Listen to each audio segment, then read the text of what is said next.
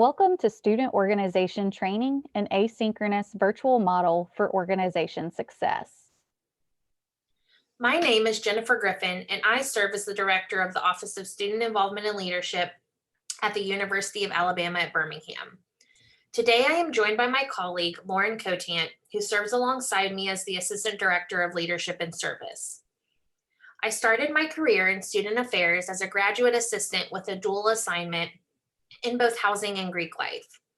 Following completing my master's degree, I served as both a full-time residence life coordinator and eventually the assistant director for residence life. I've been with the Office of Student Involvement and Leadership since 2016, where I currently serve as the director. Much like Jennifer, I also started my career working in housing and Greek life. I then transitioned to a university's career center and served the institution as the student employment coordinator before transitioning to my current role at UAB. At UAB, I serve as the Assistant Director of Leadership and Service, and I've been on campus since the fall of 2017. The Office of Student Involvement and Leadership, also known as SIL, is comprised of 9 professional staff members that oversee 3 functional areas. These areas include student activities, fraternity and sorority life, and leadership and service. The functional area of leadership and service provides direct oversight of the organization community. Furthermore, we oversee and serve as the primary administrators of the organizational management and student engagement platform Engage by Anthology, formerly known as Campus Labs. UAB is host to nearly 300 student organizations. This includes registered student organizations, university-funded organizations, fraternities and sororities, student government, and club sports. Our work, I'm sure much like yours, requires the regular adaptation of programs and services to meet our students' needs. Lauren and I have experienced the challenges associated to guiding and engaging students in a virtual environment. These challenges have forced us to reflect on our programs and think of creative ways to provide our students with access to resources and meaningful experiences that do not contribute to their Zoom fatigue. This fall, we launched a virtual asynchronous training program for our student organization community, which aimed to do just that. The experience, called the Student Organization Summit, was developed in the summer months of 2020 and designed to directly address complexities of student organization operations amid COVID-19, while also supporting the students' holistic growth as leaders and contributors to the UAB campus and community. As a result of participating in today's presentation, it's our goal to help you identify strategies for adapting or creating a student organization training experience in a virtual asynchronous format. Furthermore, we'll provide you with a variety of essential components which led to the success of this online experience. By the conclusion of the presentation, you should be able to identify at least 3 key components to build a virtual asynchronous training experience. We will first provide a brief overview of the UAB Student Organization Summit and our traditional approach to organization training. Then we'll walk you through our current virtual model, allowing you to see the experience for yourself. Following the review of the model, we will outline strategies for success and walk you through our development process. Lastly, we will review the assessment results and relevance for student success. UAB student organizations are annually required to participate in an in-person training experience, typically delivered in September following the conclusion of organization re-registration. Referred to as the Student Organization Summit, this program allows student organization leaders to come together to discuss university policies, grow leadership skills, and foster connections with other organizational leaders. Each organization is asked to send 2 representatives to the summit. On average, this event would engage upwards of 375 students over the course of an afternoon. Its design mimicked a one-day mini conference. Through collaboration with the Undergraduate Student Government Association, this event maximized participation by requiring attendance in order to access funding resources allocated by the USGA. While this helped us to increase participation, we still struggled to get full community participation due to scheduling challenges, competing athletic events, and other related obstacles. Over the course of the past 3 years, our organization community has grown. We were outgrowing our campus facilities in addition to the growing expenses associated to this event. While we were beginning to brainstorm an alternative method of delivery, the pandemic pushed us to modify our approach much quicker than anticipated. The decision was made to utilize Engage to deliver a virtual asynchronous training in light of the pandemic and to address our growing organization community. Engage is the virtual home for student organizations, and students are already familiar with this platform for all process related tasks associated to organization maintenance. We use the platform's form feature to create a learning framework supportive of the outcomes intended through the experience. Students could represent up to 3 student organizations through participation and applied roughly 45 minutes of their time to complete a 3-module training experience. The first component gathered information used for reporting purposes, organization name or names if they were representing more than one, their position, and contact information. They then advanced to the first module. The first module was aimed to provide compliance and health promotion, called the Show Campaign. Each module included an informational video and was followed by questions to assess the students' learning. The second module was focused on event management and addressed the updated guidelines for hosting events during the pandemic. The final module provided participants with the option to customize their experience by selecting at least 3 additional resource modules to explore. Resource modules were arranged into 3 groups, including Engage tutorials, organization operations, and leadership development. Students were also asked to indicate whether or not they intended to seek student government funding. If they selected yes, they would be rerouted to an informational page with instructional information on the funding process. Upon completion, we linked all students to the Student Organization Handbook and asked them to answer some satisfaction questions before submitting. Now that you've seen the experience, we'd like to share the components that were critical for this virtual training success. First, selecting the platform. We chose to utilize the Engage platform for a few reasons. One being that it provided the functionality we needed to both share information and gather feedback. And two, this platform is student friendly and already a well-known resource among our student organization community. We used an existing resource account or profile for student organization resources and created a form within that account's Engage page. The form was applied because of its ability to embed video content, images, and provide an outlet for us to gauge learning through questions and application of form logic. The form made it easy to market and embed the experience on other venues such as Instagram because it provides a shareable link we could then hyperlink in a variety of other places. All students could also access the form directly through the Forms directory or tab at the top of the Engage Explorer screen. There are other tools that may meet these same needs, such as Engage Paths. But for us, this platform provided the most flexibility in terms of designing the experience quickly and recruiting student participants. The second component that supported this, I'm just going to start over. The second component that supported this experience success is that it was self-paced. We took into account the students' time, both in terms of when they could complete it and how long it would take. Students were able to access the form over the course of a month, and because the form was associated to their Engage user profile, they could stop and start again at any point without losing progress.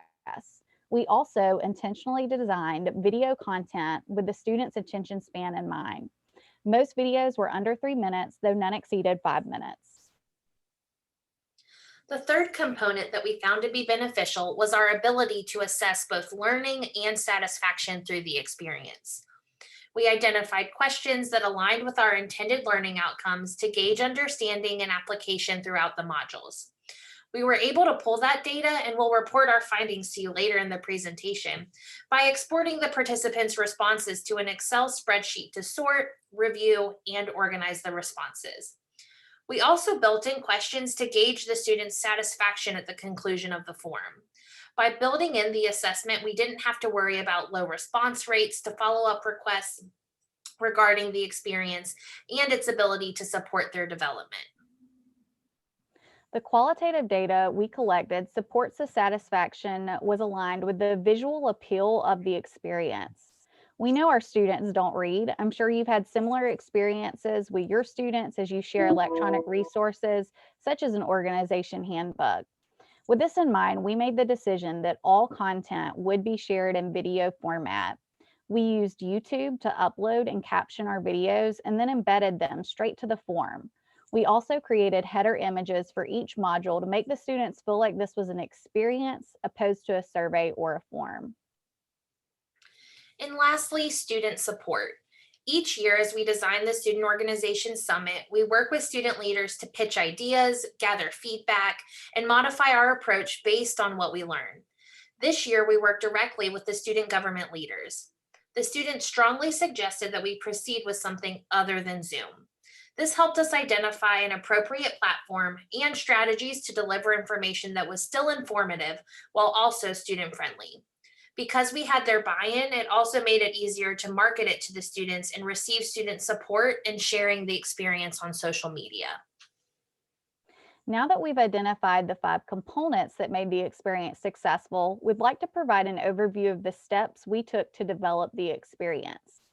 First, we identified 3 learning outcomes, which will be provided in the next slide. Then, based on our outcomes, we identified the platform and created the framework that would support these outcomes. We determined that we wanted an experience similar to what a student may experience in a Canvas classroom and decided to make our framework consist of a 3 module experience. Once we developed an outline of our content, we started building the form. Because there were two of us working on this project, one of us took on the task of developing the form outline, meaning we created the pages and associated logic. This enabled the other contributor to simply work on content development, and once completed, plug the materials into the appropriate space. The content was developed using some existing video resources and others designed specifically for this experience. Each contributor created their video content and associated questions to assess learning for each video. Which then brings us to our final step, creating intentionality around the assessment of our students' learning and satisfaction. Once the entire form was completed, we both completed it as if a student would with their outcomes in mind, as well as asked a couple of our student leaders to pilot the experience for us. We found some errors with our form logic, which enabled us to make adjustments. We also added an additional satisfaction text box to the conclusion to gather a broader scope of data. It is our hope that you can make use of this process to develop a similar experience for your campus. To ensure your ability to do so, we'd like to walk through each step in a bit more detail. First, our framework and outcomes. As we shared, we started by identifying our outcomes. We identified 3 outcomes that we felt were necessary and realistic to accomplish. As a result of participating, students were able to 1, recognize their role in the promotion of compliance with the health promoting behaviors. 2, understand the university's guidelines as it related to hosting organization activities. And 3, identify resources for leading and managing a student organization in a hybrid format. We associated 1 learning module to each outcome for the ease of navigation and interpretation of learning upon completion. To build the form, we started by identifying where it should live within the Engage platform. We selected the Student Organization Resources account. Then we created the form, set the form's properties, and began to build the framework by inserting form pages. You can add as many pages as needed and move them around if you want to shift the modules later. We found it helps to label each page using form properties. This ensures contributors are adding information to the appropriate page. Each module was on its own page, and logic was utilized to make the form customizable. We initially built in placeholder text to ensure the format was consistent on each page since multiple contributors were adding content. Creating the outline of the form was critical to launching this project. We found that having this visual developed, even in preliminary stages, supported us in sharing this concept to student affairs administrators who had heightened interest in this experience due to its application to health promotion during the pandemic. Next, the development of our content. Again, we intentionally designed our content to align with our learning outcomes. We started by creating our outcomes and then outlined existing content that could be used and identified the gaps in content and topics for creation. We divided the content creation tasks and began working. Before embedding into the form, each contributor was asked to develop a script and caption their videos using the department's YouTube account. Furthermore, they were to identify at least 2 learning and/or reflection questions associated to their content. Upon completion, each contributor embedded the video and added their learning questions directly to the form. The bulk of the content, and which is why the form looks so lengthy when reflecting on the pages, is due to the customizable module, Module 3, which allowed each student to select 3 or more resources that would support them as they lead an organization in a hybrid format. Here we created 3 topics: engaged tutorials for organization management, org operations in a virtual environment, and broader leadership development opportunities that could be accessed virtually. Students were not required to pick one of each category. Rather, they could select topics which best aligned with their interest and/or needs. We fortunately had several engaged video tutorials already created, as well as a video series we created at the beginning of the pandemic to support remote organizational management. When we finished designing the experience and launched it for our students, we felt confident that this was a student-friendly approach to training. Yet, we wanted the student participants to tell that story for us. To best understand the impact of the experience, we'd like to share the results with you. While we didn't have quite as many students complete the experience as we would have had at an in-person event, we did have more than 200 participants representing nearly 200 student organizations. The majority of participants only represented one organization, and organization presidents were the most likely to participate. Additionally, 35 organizations had more than one participant represented. In the future, we plan to require completion prior to approving the organization's re-registration. In retrospect, that would have helped us ensure completion and require less follow-up work on the back end of the experience. Furthermore, all 3 learning outcomes were achieved. Based on the students' responses to the embedded questions, we were able to assess their learning. The few students that answered incorrectly were followed up with using the form's discussion board feature. This allowed us to ensure that they received the correct information and also provided an outlet to track that this update had been shared for future accountability purposes. Recall that the third module required the student to self-select at least 3 resource modules. We also wanted to share the participant numbers for these tutorials. The top most viewed modules were how to register virtual events and 5 tips for hosting a virtual meeting. Neither of these selections came as a surprise, but reinforced our outcomes. And lastly, satisfaction. We were very pleased with the overall reporting on satisfaction, with more than 50% of participants reflecting the experience was very helpful, and 93% of students recommended that the summit experience be hosted in this format again in the future. The students' qualitative feedback was also very helpful. They confirmed that they enjoyed the reduced time it required of them, the visual appeal of the experience, as well as the ability to customize their content. The president of a club sport that participated shared, "My virtual summit experience was great. For someone who has a busy schedule, this was a great way to keep me engaged while retaining the information in shorter segments. The RSO Summit should definitely be held virtually again in the future." Another RSO leader stated, "I loved the layout of the summit and the ease of choosing topics that I knew my org needed to be informed of. It was precise and visually appealing." While we were pleased with this experience in its first year of application, we are already looking ahead to improve this program for the future. We've identified 3 potential areas for growth. First, we will require completion of the summit prior to approving an organization's re-registration. This will help us with enforcing completion and aligning it further with an existing process. Secondly, we were surprised that we had 6 organization faculty staff advisors participate unprompted. We recognize that this same format would likely benefit our advisor community and plan to either replicate this experience specifically for advisors or create an advisor track within the form using form logic. Lastly, some of the qualitative feedback was to market this experience to all members, not just officers. We're exploring ways to incentivize completion, whether that be a club designation for funding purposes or social media recognition, for example. We hope to make these adjustments and continue to grow this experience to best support our students' success as leaders of the organization community. We hope this information has been useful for you as you consider ways to engage your student leaders in training through a virtual asynchronous format. If you have any questions about this experience, we do welcome them. Feel free to email either of us and follow us on Instagram to learn more about other programs we provide for UAB students. Thank you for your participation and good luck as you move forward with designing meaningful learning experiences for your students.